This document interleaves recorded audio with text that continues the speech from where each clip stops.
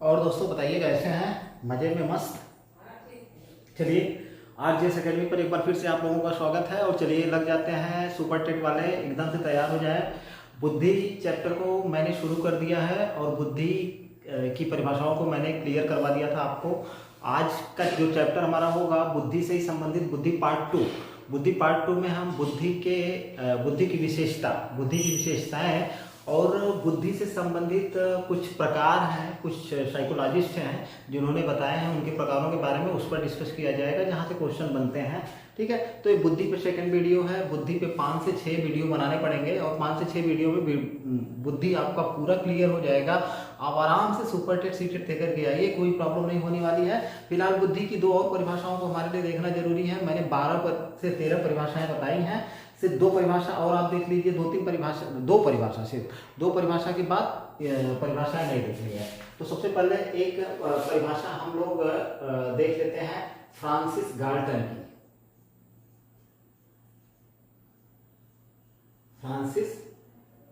की। रीजन ये है कि इन्होंने सर्वप्रथम 1885 ईस्वी में बुद्धि शब्द का प्रयोग किया था, इसलिए फ्रांसिस गाल्टन की परिभाषा न देखी जाए तो कहीं ना कहीं कुछ ना कुछ छूटा छूटा सा या अधूरा सा लगेगा ही। तो फ्रांसिस गाल्टन की 2 परिभाषाएं बुद्धि के बारे में, दोनों के बारे में वो क्या कहते हैं उसको देखते हैं। पहला देखते हैं, इन्होंने पहली परिभाषा में बोला कि बुद्धि पहचान करने की योग्यता है।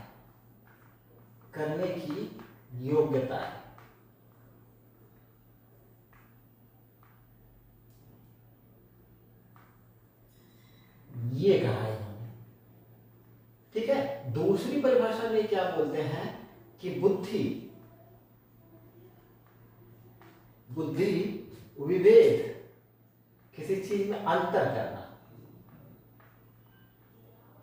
विवेक एवं चयन करने की क्षमता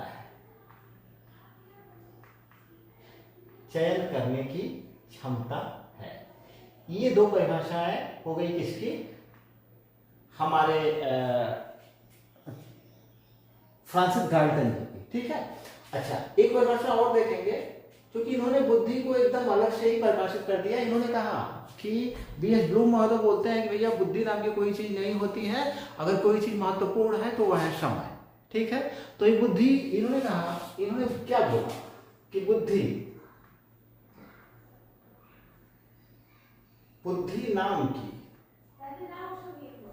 नाम की कोई वस्तु या चीज बोल सकते हैं आप, वस्तु नहीं होती।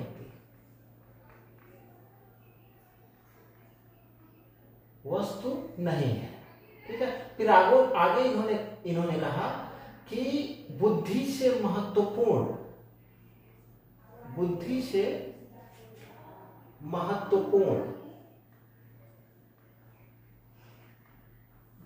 समय है। ये है ब्लूम जी की परिभाषा। तो हमने 2 परिभाषाएं देखी है, 3 परिभाषाएं देखी। 2 परिभाषाएं हैं आपके फ्रांसिस गाल्टन जी की और एक परिभाषा है ब्लूम जी की। तो ब्लूम जी की परिभाषा आपको एकदम से रट गई होगी अभी कि ब्लूम जी का कहना है कि बुद्धि नाम की कोई चीज या वस्तु नहीं होती। क्या बोलते हैं, बुद्धि से महत्वपूर्ण क्या है? समय है। इधर गाल्टन जी क्या कहते हैं कि बुद्धि पहचान करने की योग्यता है। तो कीवर्ड्स, मैंने बोला है परिभाषाओं को याद करने की कोई जरूरत नहीं है, कीवर्ड्स को पहचानिए। गाल्टन जी की परिभाषा में एक में है कीवर्ड्स पहचान, एक है विवेक और एक में है चयन। तो इनकी 2 परिभाषाओं में पहचान, विवेक और चयन नामक शब्द आते हैं जो कि किसी की परिभाषा में नहीं है। तो पहचान, विवेक और चयन, इसको आप पकड़ करके रखेंगे तो आराम से कर ले जाएंगे कि पहचान, विवेक और चयन की बात अगर करी है बुद्धि में तो किसने करी है? फ्रांसिस गाल्टन ने करी है। तो एक कीवर्ड्स, इनको पहचाना सीखिए। बाकी ब्लूम जी का कीवर्ड्स, ब्लूम की परिभाषा में कीवर्ड्स आपका क्या है, या मेन वर्ड्स जिसको बोलते हैं की, चाबी वर्ड्स, मतलब इससे आप पकड़ सकते, ताले को खोल सकते हैं। ब्लूम की परिभाषा की जो चाबी है वो क्या है? समय है। ठीक है, इनकी परिभाषा में इन्होंने कहा कि बुद्धि से महत्वपूर्ण समय है। ठीक, तो ई कीवर्ड्स हैं, तो इन कीवर्ड्सों को पहचानिए और परिभाषाओं को पकड़िए, कोई दिक्कत नहीं होगी, आराम से परिभाषा आप रट करके चले जाए, आपको रटने की जरूरत नहीं पड़ेगी, आप आराम से एग्जामिनेशन हॉल में करके चले जाएंगे। ठीक है, ये रही बुद्धि से संबंधित कुछ परिभाषाएं, जो 2-3 परिभाषाएं पिछली क्लास में मैं नहीं बता पाया था, उसको इस क्लास में मैंने क्लियर करवा दिया है। बाकी अब चलते हैं कि बुद्धि के प्रकार के बारे में। तो बुद्धि के प्रकार, सबसे पहले एक हमारा हेडिंग होगा बुद्धि के प्रकार, द टाइप्स ऑफ इंटेलिजेंस कह सकते हैं बुद्धि के प्रकार। तो बुद्धि के यहाँ पे हम लोग 2 मनोवैज्ञानिकों को लेकर के चलेंगे, एक हम लेकर के चलेंगे थायरनडाइक जी को और एक हम लेकर के चलेंगे गैरेट जी को। ठीक है, थायरनडाइक जी ने भी बुद्धि के कितने प्रकार बताए? 3 प्रकार बताए, और गैरेट जी ने भी बुद्धि के कितने प्रकार बताए? 3 प्रकार बताए। ठीक है, दोनों लोगों ने ही बुद्धि के 3 प्रकार बताए हैं, बस इन दोनों में 2 प्रकार तो कॉमन है, एक प्रकार थोड़ा सा भिन्न है। ये क्या है? जैसे हम देखते हैं कि थायरनडाइक जी ने पहला प्रकार बताया, पहले प्रकार में इन्होंने कहा, जिसको बोले स्थूल बुद्धि, इन्होंने कहा एक स्थूल बुद्धि होती है, ठीक है, दूसरी मूर्त बुद्धि होती है,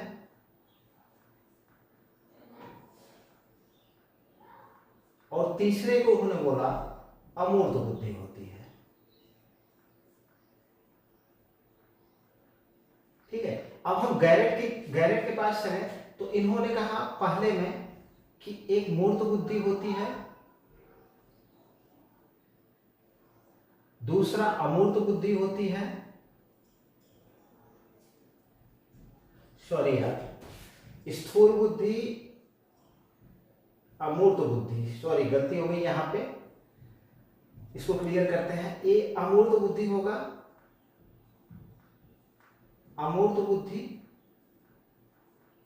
और ये होगा सामाजिक बुद्धि, तीसरा होगा सामाजिक बुद्धि, सामाजिक बुद्धि। ये है थायरनडाइक के बुद्धि के प्रकार। इनके बुद्धि के प्रकार में दूसरा देखते हैं अमूर्त बुद्धि है, और तीसरा देखते हैं सामाजिक बुद्धि है।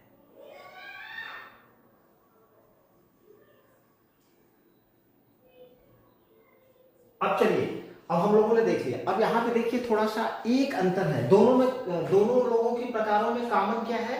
ये अमूर्त बुद्धि इनके में भी है, अमूर्त बुद्धि इनके में भी है, सामाजिक बुद्धि इनके में भी है, सामाजिक बुद्धि इनके में भी है। तो 2 बुद्धि के प्रकार दोनों लोगों में एक ही शब्द को पकड़ा गया है या यूज किया गया है, बस एक पहले वाले में।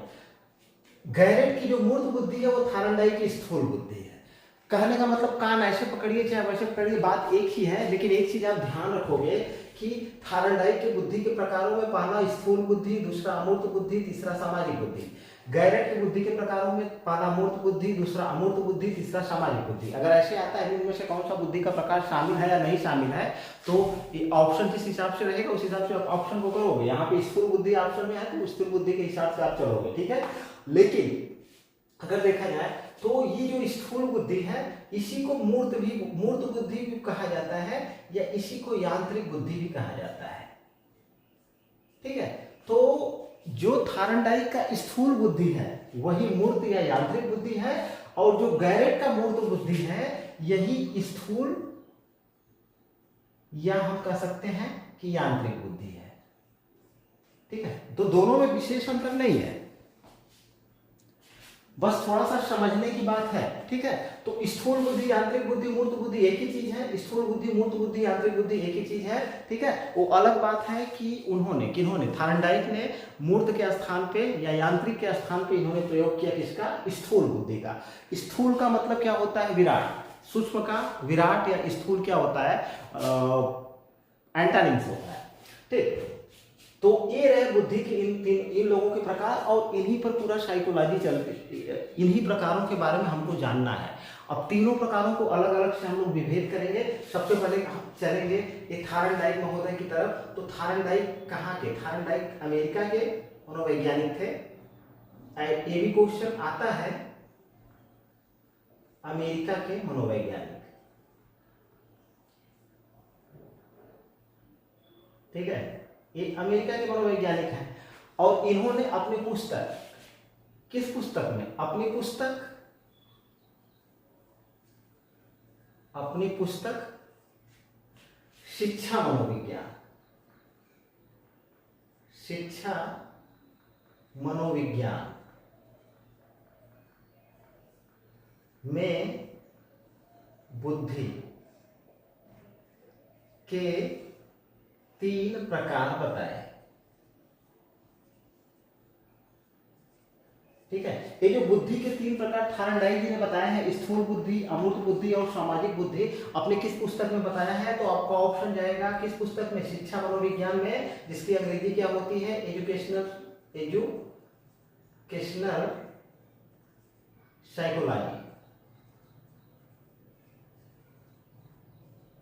या एजुकेशनल साइकोलॉजी किसकी पुस्तक है? तो आपका ऑप्शन जाएगा थॉर्नडाइक की पुस्तक है। थॉर्नडाइक कहाँ के मनोवैज्ञानिक थे? आपका ऑप्शन जाएगा अमेरिका के मनोवैज्ञानिक थे।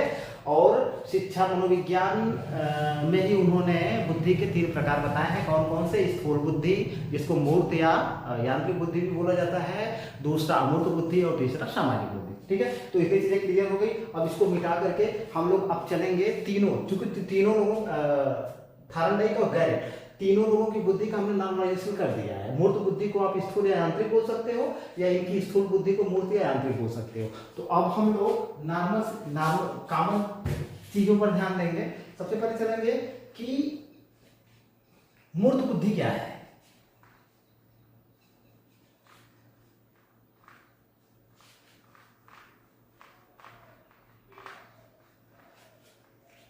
चलिए अब चलते हैं सबसे पहले मूर्त बुद्धि पे, या जिसको हम बोल सकते हैं, जिसको हम क्या करते हैं, इसी को हम बोलते हैं यांत्रिक बुद्धि,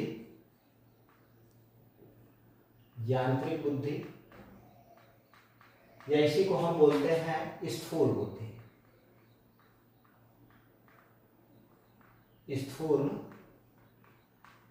बुद्धि, ठीक है, ये चीज। अब हमको देखना है कि मूर्त का मतलब आप लोग समझ रहे होंगे, मूर्त चिंतन, अमूर्त चिंतन, या मूर्त या अमूर्त में क्या अंतर होता है? मूर्त जो दिखाई देता हो और अमूर्त जो दिखाई नहीं देता हो। तो अगर हम सबसे पहले चल रहे हैं मूर्त बुद्धि की तरफ, यानी कि जो बुद्धि दिखाई दे रही है, ठीक है, मतलब बुद्धि के जिस बुद्धि का हम प्रदर्शन किसी चीज को लेकर के, किसी चीज का प्रयोग करके करते हैं, उसको मूर्त बुद्धि बोला जाता है। इसलिए मूर्त बुद्धि क्या होती है? अगर देखा जाए मूर्त बुद्धि क्या होती है, तो इसमें आंतरिक गुणों की प्रधानता होती है,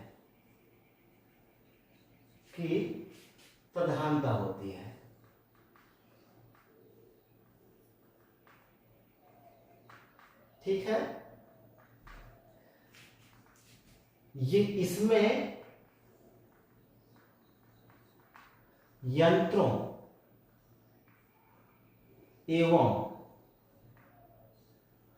उपकरणों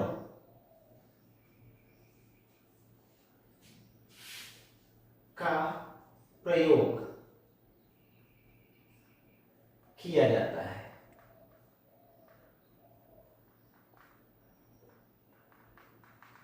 ठीक है, अब देखिए यांत्रिक बुद्धि, यंत्र का मतलब, इसीलिए देखिए इसको यांत्रिक बुद्धि भी कहा जाता है। यांत्रिक का मतलब होता है यंत्र, ठीक है, या इसको आप बोल सकते हो उपकरण। एक ऐसी बुद्धि होती है जिसमें आंतरिक गुणों की प्रधानता होती है। इसको आप अंडरलाइन करके चलिए कि निम्न में से किस बुद्धि में आंतरिक गुणों की प्रधानता होती है? तो आपका ऑप्शन जाएगा भैया अमूर्त बुद्धि में आंतरिक गुणों की प्रधानता होती है। और इसमें जो है किस चीज का, हम यंत्रों और उपकरणों का प्रयोग किस, मतलब यंत्र और उपकरणों का प्रयोग किस बुद्धि से संबंधित है? तो आपका ऑप्शन जाएगा मूर्त बुद्धि से संबंधित है, ठीक है। और इस बुद्धि की विशेषता जो सबसे बड़ी होती है, इसमें यंत्र और उपकरण का प्रयोग करके, यंत्रों और उपकरणों को देखकर, समझकर, ठीक है, उसको प्रयोग करने के तरीके को जानना या उसका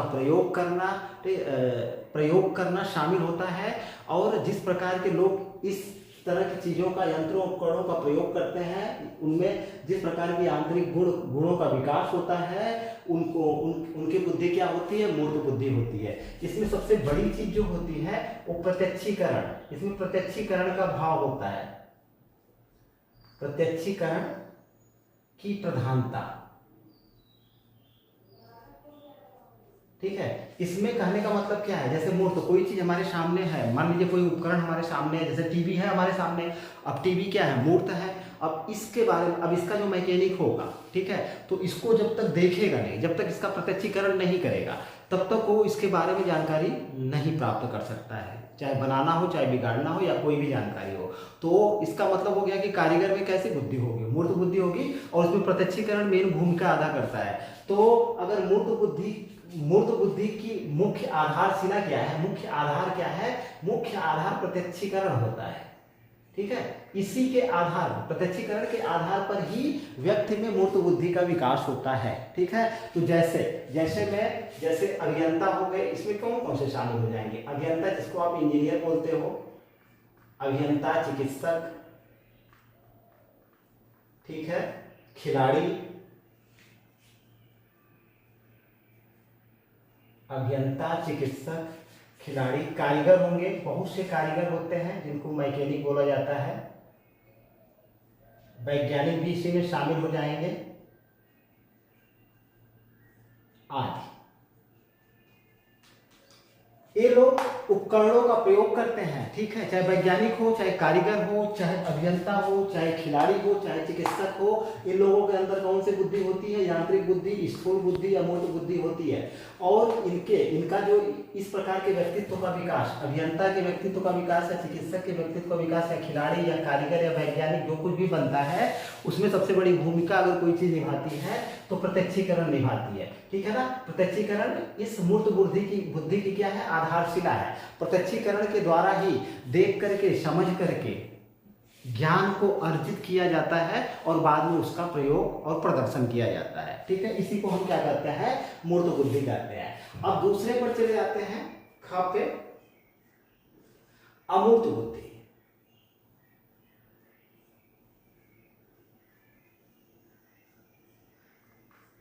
देखिए, अमूर्त बुद्धि का मतलब क्या होता है, देखिए अब कुछ चीजें ऐसी होती है जो हमारे सामने स्पष्ट रूप से दिखाई देती हैं, उसके आधार पे हमने अपने अंदर जो विशेष गुण अर्जित किए, तो वह मूर्त बुद्धि के अंतर्गत आ जाता है। लेकिन कभी कभी ऐसा होता है कि कुछ चीजें ऐसी होती है जो हमको दिखाई नहीं देती है, ठीक है, तो उनका हम अनुमान करते हैं, या वास्तव में वो चीजें हो ही ना, और उसका हम अनुमान कर लें। ठीक है, मतलब अमूर्त प्रत्यक्षीकरण किया जाता है। इसमें तो मूर्त है, प्रत्यक्षीकरण मूर्त हो गया, इसमें अमूर्त प्रत्यक्षीकरण करते हैं। मान लीजिए किसी भी चीज का, जो चीज हमारे सामने न भी हो, हम उसका मस्तिष्क में प्रत्यक्षीकरण कर रहे हैं, या हो सकता है कि वो चीज इस दुनिया में हो ही ना, फिर भी हम उसका अमूर्त प्रत्यक्षीकरण कर रहे हैं, उसके बारे में सोच विचार कर रहे हैं, या उसके बारे में किसी प्रकार की भावना को विकसित कर रहे हैं, कुछ भी, ठीक है, या दार्शनिकता का विकास कर रहे हैं, तो ये अमूर्त प्रत्यक्षीकरण के अंतर्गत आ जाएगा, और इसमें अमूर्त प्रत्यक्षीकरण मेन भूमिका अदा करता है। यानी इसमें क्या होता है, अमूर्त बुद्धि में आप कह सकते हैं कि इसमें शब्दों,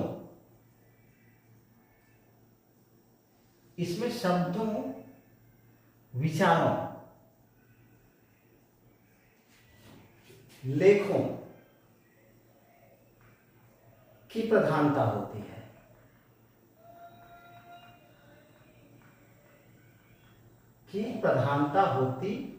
है।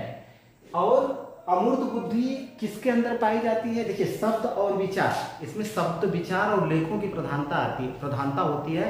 तो ऐसी बुद्धि किन लोगों के बीच, किन में पाई जाएगी, जैसे लेखक हो जाएंगे आपके, ठीक है, क्या बोलते हैं उसको,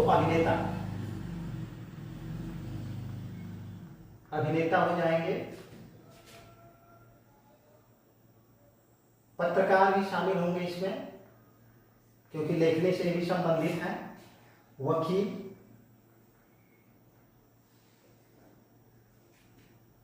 चित्रकार, दार्शनिक,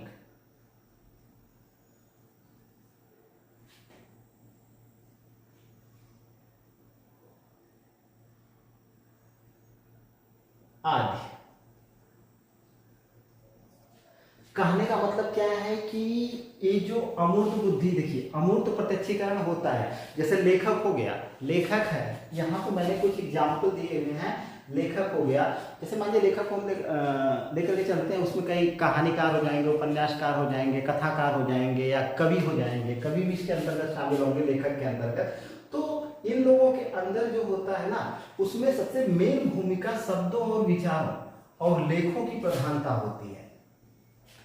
क्योंकि जब एक लेखक चाहे वकील हो, चाहे पत्रकार हो, चाहे चित्रकार हो, चाहे दार्शनिक हो, इन लोगों के अंदर सोचने विचारने की क्षमता अन्य लोगों की अपेक्षा अधिक होती है, ठीक है ना। ये लोग अमूर्त चिंतन अधिक करते हैं।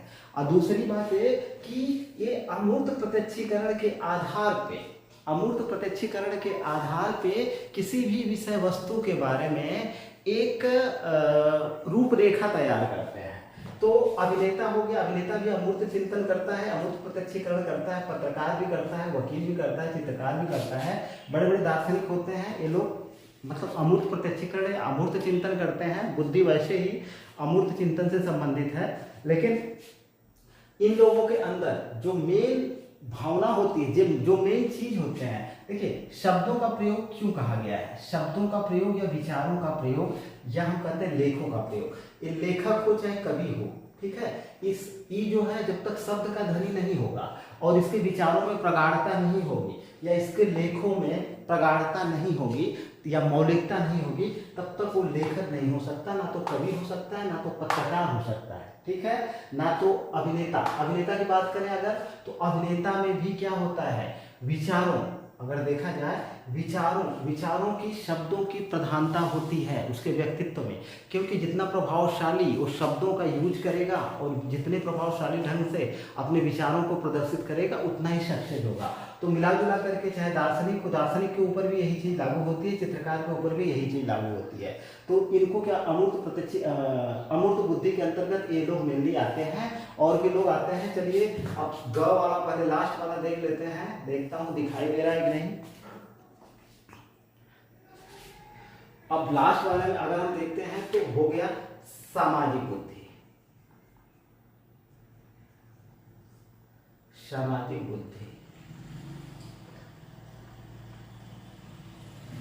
अब इसमें जैसा कि नाम से स्पष्ट है कि इनमें सामाजिक गुणों की प्रधानता होती है, सामाजिक गुणों की प्रधानता।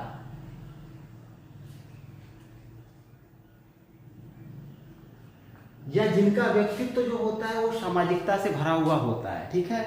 इनका जुड़ाव जो होता है समाज से होता है और इनके अंदर मेन चीज, इनकी जो बुद्धि होती है वह सामाजिक होती है। कहने का मतलब सामाजिक मेल जोल और समाज से जुड़े रहने वाले लोग, या हम कह सकते हैं कि समाज को एक नई दिशा देने वाले लोग होते हैं, या हम कह सकते हैं कि समाज सेवा करने वाले लोग हो सकते हैं। मतलब मिला जुला करके जो समाज, जिनके व्यक्तित्व में सामाजिक गुणों का मेन योगदान होता है या इसकी प्रधानता होती है, ऐसे लोगों में कैसी बुद्धि पाई जाती है, सामाजिक बुद्धि पाई जाती है। तो सीधे सीधे इसके अंतर्गत आप लोगों के राजनेता हो जाएंगे, क्योंकि राजनेता का समाज से जुड़ना, ठीक है, बहुत ही जरूरी है, बहुत ही अहम की पॉइंट है। अगर वो समाज से जुड़ नहीं सकता तो राजनेता कभी हो ही नहीं सकता, ठीक है। धर्म गुरु हो गए, ये भी अगर समाज से नहीं जुड़ेंगे तो कहने का मतलब अगर समाज से नहीं जुड़ेंगे तो धर्म गुरु हो ही नहीं सकते, ठीक है। बहुत से मतलब कथाकार हो गए, इनका भी समाज से जुड़ना बहुत ही जरूरी है, तभी कथा करके सुनाएंगे। शिक्षक हो गया, इसमें भी सामाजिक बुद्धि होती है, शिक्षक के अंतर्गत भी सामाजिक बुद्धि होती है। फिर इसके बाद समाज सेवक हो गया, या हम कह सकते हैं समाज सुधारक हो गए जो। इन लोगों के अंदर कैसी बुद्धि पाई जाती है, सामाजिक बुद्धि पाई जाती है, क्योंकि इनका समाज के साथ इनका ठीक है। इनका समाज के साथ बहुत ही गहरा और आंतरिक संबंध होता है। तो अगर क्वेश्चन करता है, क्वेश्चन किया गया भैया सामाजिक बुद्धि किसके अंतर्गत होती है, तो ऐसे लोग होते हैं जो समाज सेवक होते हैं या जब समाज सुधारक होते हैं। शिक्षक जो होता है, याद रखिएगा इसके अंदर सामाजिक बुद्धि होती है। धर्मगुरु या राजनेता या कथाकार, ऐसे लोग जो होते हैं, इन लोगों के अंदर क्या होती है, सामाजिक बुद्धि होती है। ठीक है। अब तो ये वाली चीजें हम लोगों ने देख लिया। अब हम लोग देखेंगे बुद्धि की विशेषताएं। बुद्धि की कुछ विशेषताएं जिनका देखना बहुत ही जरूरी है, बहुत ही आईएमपी फैक्ट है, उसको देख करके इस चैप्टर को क्लोज करते हैं।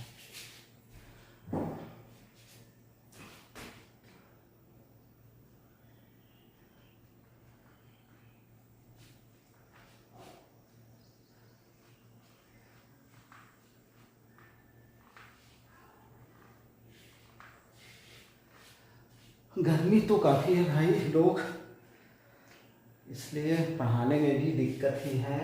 चलिए विशेषता देखते हैं बुद्धि की विशेषताएं। तो पहली बुद्धि की विशेषता, बुद्धि जन्मजात होती है। बुद्धि जन्मजात होती है।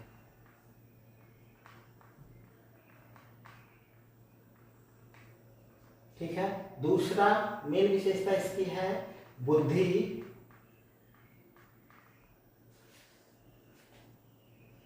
का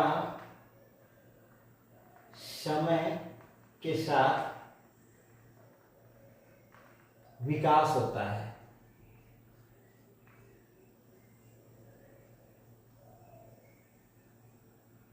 ठीक है, विकास होता है, वृद्धि नहीं होती है।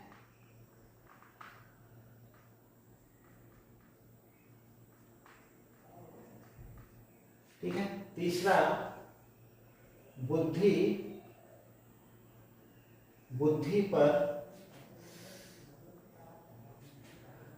पर अनेक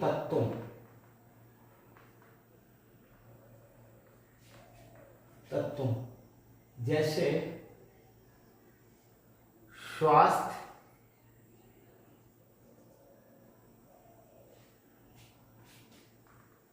खान पान, परिवेश आदि का प्रभाव पड़ता है।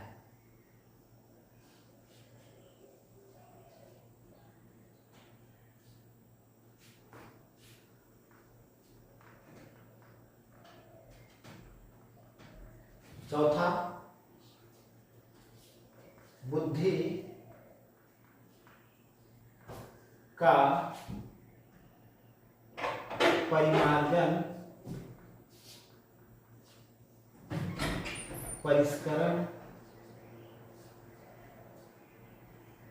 या परिवर्तन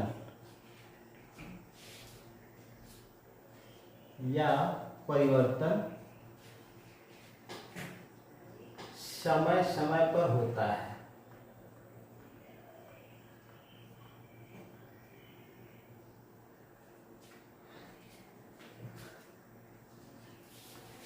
पांचवा, बुद्धि किसी की भी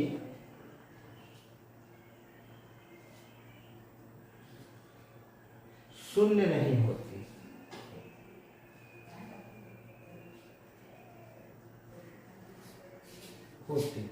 यह अलग अलग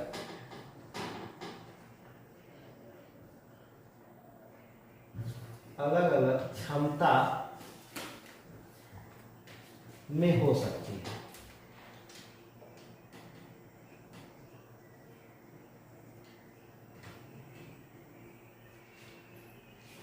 छठा, बुद्धिलब्धि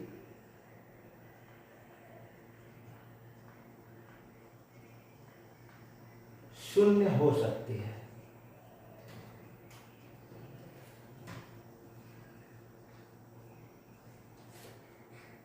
ठीक है। जैसे कुछ ऐसी विशेषताएं हैं जो बहुत ही आईएमपी हैं, इनको आपको याद करके रखना है। एक सातवीं विशेषता देख लेते हैं, बुद्धि के मुख्य तत्व या अव्यय कौन कौन से होते हैं।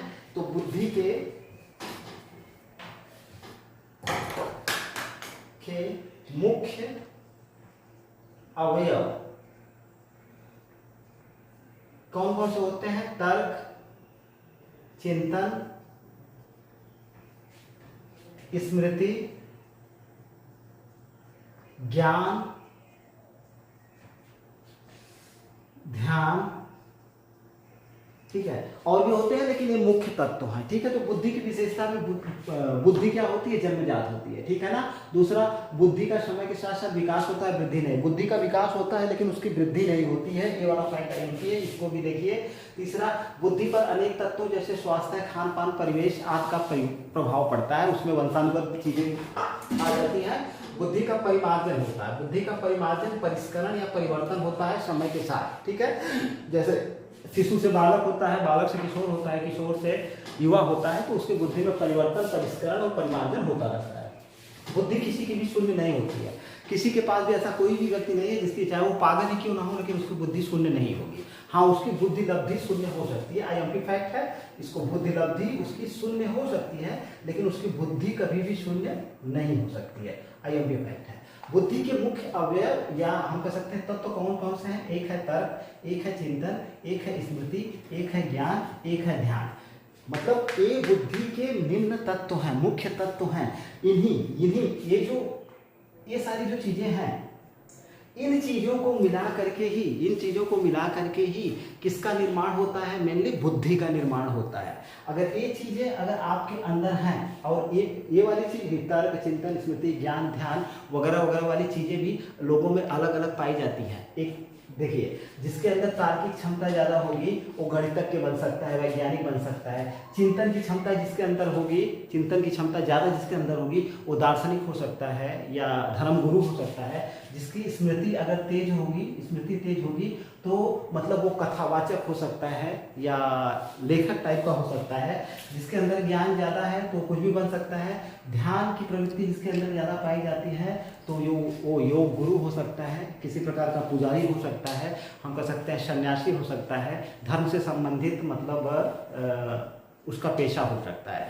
तो मेन यही चीज़ें हैं, इसके ऊपर मतलब यही सीढ़ियाँ हैं, इसके ऊपर चल करके बुद्धि मतलब उंगलियों के समान आप समझिए इसको, 5 उंगलियों के समान ये सब 5 चीज़ें हैं।